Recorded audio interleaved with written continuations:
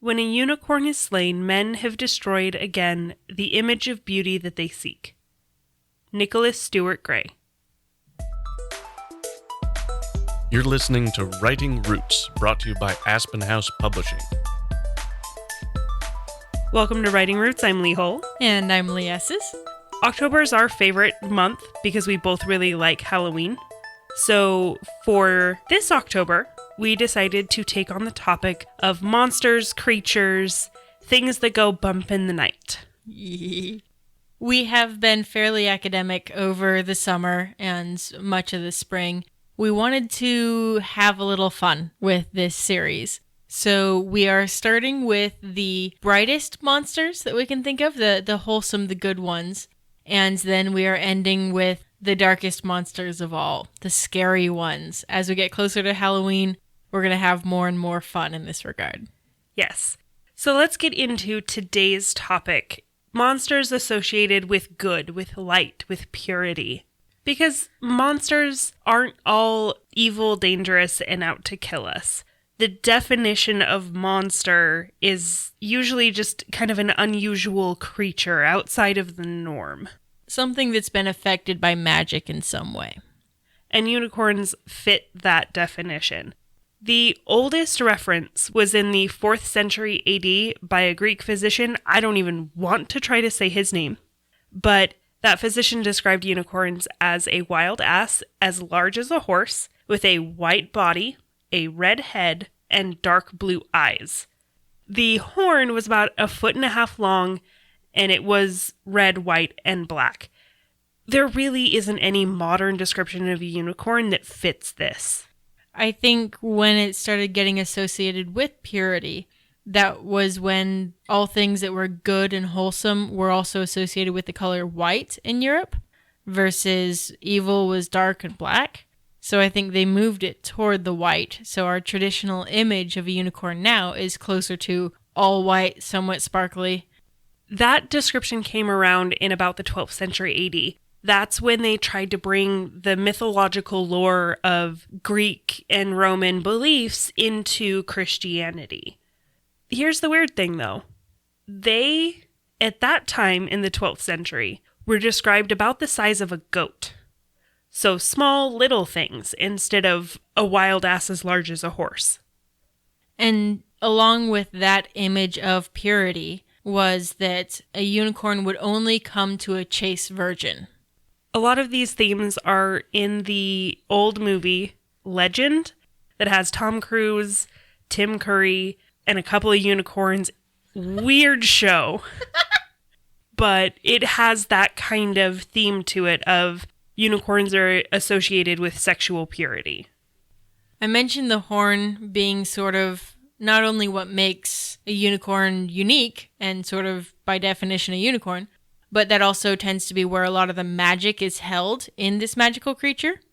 And it turns out that they actually bought and sold unicorn horns at one point during medieval Renaissance time. They were used a lot in the medieval times in alchemical pursuits as a way to cure poison, to identify poison. At least that's their belief. But what were these unicorn horns in reality? Narwhal horns. It turns out they thought that the Vikings were particularly good at hunting unicorns because they came up with all sorts of unicorn horns. And to give you an idea of how much a horn was worth in that time period, there are records of people trading an entire castle for a unicorn horn. So the Vikings are like, narwhal horns. They kind of look like unicorn horns. Lop them off, bring them down. Hey guys, can I have a castle? And they did this not once, not twice, but for 5 centuries. Yeah, so great. So Queen Elizabeth in the 1570s had a unicorn horn. She drank out of a unicorn horn cup, and it was actually a narwhal horn. I love the history of unicorns. But it's not just in Western culture that a unicorn-type creature is associated with purity. A lot of Asian cultures have a creature similar to the unicorn. It's often called the Asian unicorn or the Chinese unicorn, but it's called in Chinese the Qilin, or in Japanese the Kirin. I'm really sorry. I'm going to be butchering some of these pronunciations. I am trying my best. I first learned it as a Kirin, Kirin, which is the Japanese version of this. But they will occasionally be portrayed as having two different horns, but their manes will be going straight up in this like magical, defying gravity kind of thing. And instead of being a normal horse coat that's fur, it a lot of the times is scaly. They're almost a dragon mixed with a unicorn look in the sculptures and in the art. But they were definitely associated with goodness. They were sometimes depicted as flying simply because they didn't want to harm anything, even a blade of grass. Another thing associated with this is it represents both male and female elements. The name itself is a split between male and female. You have the Qi, which is male, Lin, which is female. That pattern also shows up with another Chinese-based creature associated with purity, and this is the phoenix. Now, the word phoenix actually comes from Mediterranean, the Phoenicians, but what we're talking about is the bird creature that gets reborn in fire. So in Chinese, the name is Feng Wang. Again, the Feng represents male, Wang represents the female. But you also have bases in, like Lee said, the Mediterranean. You have some bases of a similar creature in Egyptian mythology. We just kind of combine and call it all the phoenix now because that's what's become popularized. Now, for the most part, what comes to mind when I'm thinking phoenix is Harry Potter, where you've got the big bird that's about the size of a peacock, long, beautiful tail, mostly red with highlights of gold throughout it. Some portray it more as an eagle, especially I think the Native American styles of that kind of character in their culture. They tend to be songbirds, as well as creatures that either when they die, they turn into ash, or they must be born from the fire in some way.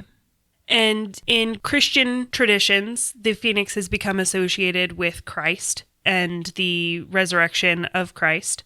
You have Islamic traditions that have brought in the phoenix, that they see the phoenix as created by God to have all perfections.